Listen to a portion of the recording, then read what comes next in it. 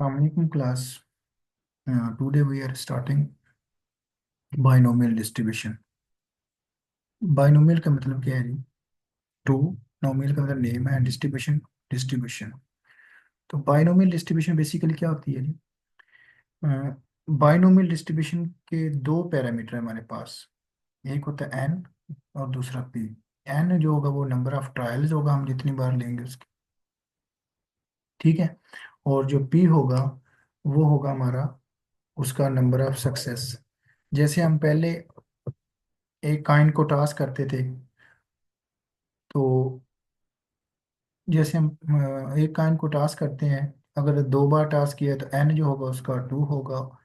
और पी क्या होगा? नंबर ऑफ सक्सेस होंगे, मीन जिसमें हम इंटरेस्टेड होंगे।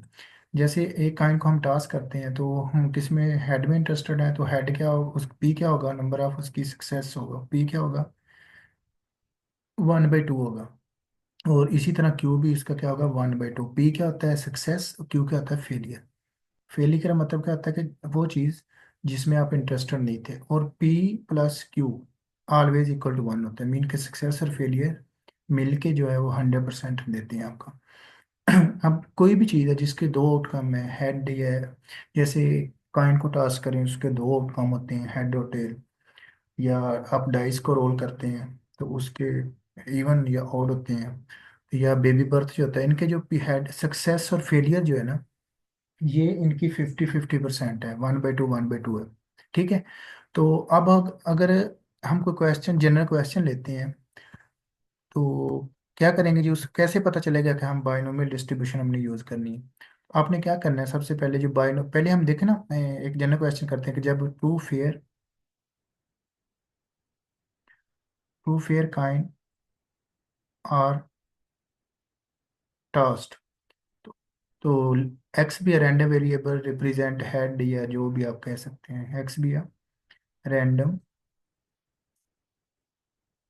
वेरिएबल रिप्रेजेंट हेड, या जो भी कह सकते हैं। तो आप क्या करते होते थे? सबसे पहले उसका सैंपल बनाते थे, head head, head tail, tail head, या टेल टेल। ठीक है। अब आपने क्या करना है? सैंपल बनाने के बाद आप क्या करते थे? आप लिख लेते थे कोई भी काइंड जितने टास्क हुआ है, मसलन ये 2 बार हुआ है तो इसका हम लिख लेते 0 1 2। Number of maximum number of heads कितने आ सकते हैं? 2 आ सकते हैं। अब जब बाइनोमियल होगी तो बाइनोमियल का कुछ डिफरेंट है मेथड उसकी डिस्ट्रीब्यूशन बनाने का, उसका पीएमएफ बनाने का, प्रोबेबिलिटी मास फंक्शन का। वो क्या है? उसका फार्मूला है NCX पी की पावर एक्स क्यू की पावर n-x। अब ये कैपिटल एक्स जो है वो रिप्रेजेंटेशन जो कर रहा है हेड की, वो है स्मॉल हेड, ये नंबर ऑफ ये है head pair, 0 head pair, 1 head pair, 2 head pair. अब क्या होगा? एन जो नंबर ऑफ ट्रायल होगा, तो हमने कितनी बार लिया था ट्रायल? कितनी? टू टू बार ट्रायल उसका लिया, यानी कि 2 हेड्स हमने टास्क किए हैं, टू काइन सॉरी टास्क किए हैं। तो ये हो जाएगा 2C। एक्स क्या है जी? 0। ठीक है। और सक्सेस मैंने बोला कि वो 1/2 होगी काइन की या डाइस की किसी, और एक्स क्या है जी? 0। 1/2 2 - 0। तो इसको आप कैलकुलेटर से, 2C 0 जो होता है वो 1 होता है, 1/2 की पावर 0 है तो ये 1 हो जाएगा, और ये 1/2 की पावर 2 है, ये हो जाएगा 1/4। तो यानी कि नंबर ऑफ जो 0 हेड है वो क्या आ गया? 1/4 आ गया। इसी तरह 2C 1 करेंगे आप, 1/2 की पावर 1, 1/2 की पावर 2 - 1। तो ये क्या आ जाएगा? 2 1/2 1/2, तो ये आ जाएगा 2/4। और इसी तरह आप जब 2 के लिए करेंगे तो 2C 2 1/2 और 1/2 2 - 2, यानी कि एक्स पुट कर रहे हैं। ये हो जाएगा 2C 2 1 होता है, 1/4 हो गया जी, और ये 1/1 हो गया, तो ये भी क्या आ जाएगा? 1/4।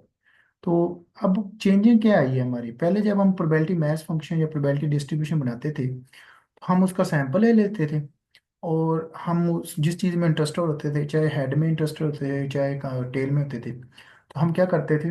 वो काउंट करके 0 हेड कितनी बार आया हुआ है तो उसकी PF हम फाइंड कर लेते थे। तो पर बाइनोमियल में क्या है? इस फार्मूले में आपने बाइनोमियल में पुट करना है, और हमने बता देना है कि ये कितनी बार उसका हेड अकर हुआ है, कितनी बार उसका टेल अकर हुआ है। अब इसमें वो पूछ सकता है आपसे कि find the probability of x is equal to zero. X is equal to zero की प्रोबेबिलिटी आपको नजर आ रही है, वो क्या है, 1/4 है। इसी तरह probability of x less than two पूछ सकता है, तो वो क्या होती है, less than two. P of x is equal to zero plus p of x is equal to one. तो दोनों को आप सम कर लोगे। जीरो क्या है जी, 1/4, plus probability of x is equal to one क्या है जी, वो 2/4 है। ये क्या आ जाएगी, 3/4 है। ठीक है। अब एक और क्वेश्चन हम ले लेते हैं कि आपको कैसे पता चलेगा कि ये बाइनोमियल डिस्ट्रीब्यूशन है। तो वो आपको नंबर ऑफ सक्सेसेस बताएगा। मैं जैसे एक जनरल क्वेश्चन लिख रहा हूँ कि अ फैमिली हैज 7 चिल्ड्रन। ठीक है जी। In which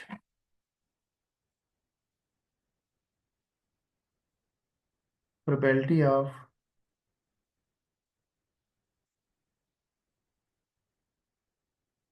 successes of girl, वो क्या है, 40% है। क्या है जी, 40% है। Probability of success of girls क्या है, 40%। इट मीन कि आपका जो पी है वो क्या है जी, 0.4 है। और क्यू क्या होगा, वो 0.6 होगा। मीन के 0.6 जो है वो बॉयज़ है, और 0.4% जो है गर्ल्स है। अब अगर आपको मसलन वो probability of success of girls ना देता, आपको वो कह देता कि 3 गर्ल्स हैं तो 4 बॉयज़, तो आप क्या करते, प्रोबेबिलिटी फाइंड करनी, 3/7 कर देते और 4/7 बॉयज़ कर देते। तो लेकिन उसने क्या किया है, probability of success of girls they दिया आपको 40%। मीन पी आपका 40% है, तो क्यू क्या होगा, क्योंकि हमें पता है p plus q is equal to 1 होता है, और पी है आपका 0.4 है, प्लस क्यू क्या है जी, इज इक्वल टू 1। तो क्यू क्या आ जाएगा जी, 1 - 0.4, तो क्या आ जाएगा, क्यू हमारा 0.6 आ जाएगा। ठीक है। अब क्या है जी, अब आपके पास पी और क्यू अवेलेबल हैं, दोनों आ गए हैं। और आपने अब क्या करना है, प्रोबेबिलिटी डिस्ट्रीब्यूशन एन हमारा उसने कह दिया सेम। हमारा जो एक्स होगा वो कहाँ तक जाएगा जी, एक्स जो होगा हमारा वो होगा 0, 1, 2, 3, 4,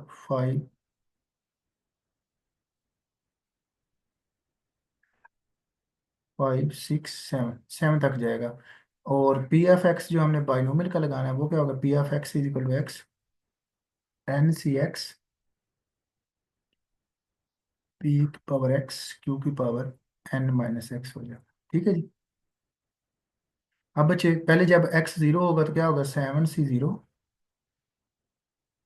पी हमारा है 0.4 उसकी पावर 0, और क्यू हमारा 0.6 है, 7 - 0 हो जाएगा। तो आप इसको सिंप्लीफाई कर लोगे। इसी तरह 7 C 1 करोगे, 0.4 की पावर 1 हो जाएगी, और 0.6 की पावर हो जाएगी 7 - 1 6 हो जाएगी। तो इसको आप सिंप्लीफाई कर लेंगे।